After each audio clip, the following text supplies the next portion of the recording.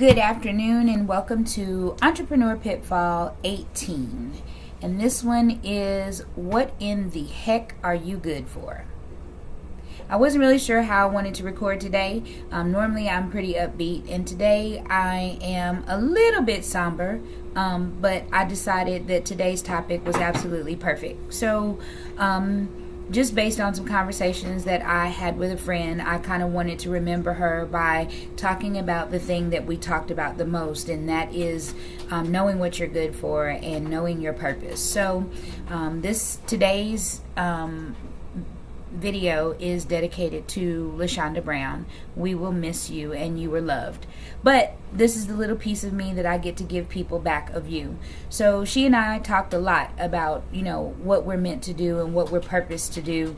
And a lot of times it would come up in conversation, and we would discuss just how we feel about waking up every day doing something that you know is not what you were put here to do, and knowing that you were placed here to do something that is much greater than yourself, but not necessarily knowing where to start or even knowing how to start.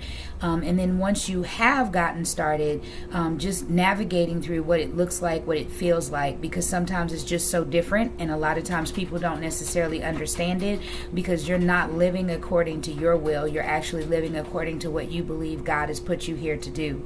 So with that being said, there are a couple questions that people that are working towards finding their purpose usually ask, and they may not ask them out loud, but at some point when you're by yourself and you're just sitting and you're thinking and you're just wondering about the meaning of your life, some of the questions that you ask are like, do you know what you're called to do? Do you know what your purpose to do? Do you know what you're good at? Do you know what makes you happy? And those are some of the things that LaShonda and I used to talk about pretty often. And the thing is that we were lucky enough to find that, to figure that out. We were lucky enough to learn that we are talented and gifted with writing, and that we are talented and gifted with words and with people, and that we love. So the other thing is, just ask yourself, do you have some type of strong feeling inside of you? Like, there are some people who know that they were born to sing. There are some people who know they were born to help children or teach children. And then there are people who know that they were just born to help women. Whatever the case may be, there's just something in you that you just know that you were meant to do it, and you're good at it. And every day when you wake up, even if you don't mean to do it, something always leads you to that thing that you are gifted at. Is there something that you have that's like a very strong yearning inside, kind of like you feel like you're called to go and maybe drive people in a prison ministry? I know that sounds a little strange, but I have a friend that was her goal. She wanted to start a bus service where she could pick up families and take them to the prison to see their family members, and she felt really strongly about it, and she felt called to do it, so much so that she put that to purpose and she made that happen. The next thing you probably want to ask yourself is, what's the thing that you do that you feel your absolute best when you're doing it? So that can be when you're cooking. It could be when you're raising your kids. It could be when you are playing a sport. It could be when you are, writing something for someone, helping someone. It really just depends, but what's the thing that you feel your best at? So what makes you smile? What makes you have that feeling on the inside where you're like, yes, I know that I'm good at this, and you have a lot of confidence as a result of it. And then the main thing for me, I think the biggest question that I asked myself in the last 2 or 3 years is, what makes me the best representation of God, my family, and love? Those 3 things matter the most to me. So am I living my life in a manner that God would say he was proud of me? The next is, am I living my life so that my mom, my son, and my dad would be proud of me? And then the next stage to that is, when I'm out here every day, am I representing love? Or am I representing, because no one's perfect. We all have our issues. We all have bad days. We all have days where we feel some type of way, but do you stay stuck in that, or do you try to transition yourself back to the place where you're actually loving people and helping people?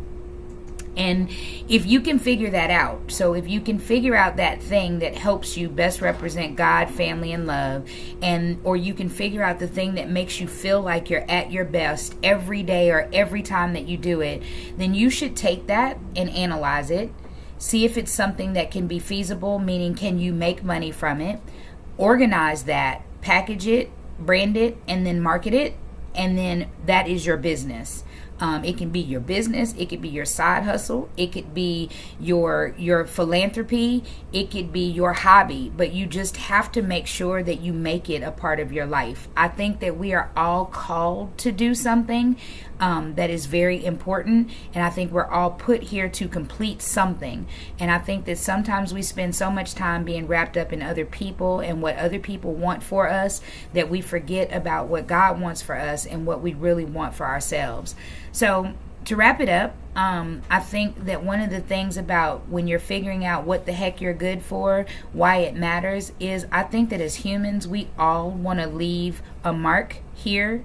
Whether it's we had children, whether it's we wrote a book, we sung a song, or we did a body of work, but we all want a legacy of some sort. We all want to leave something here that says that we existed. And for me, it's about more than just me existing.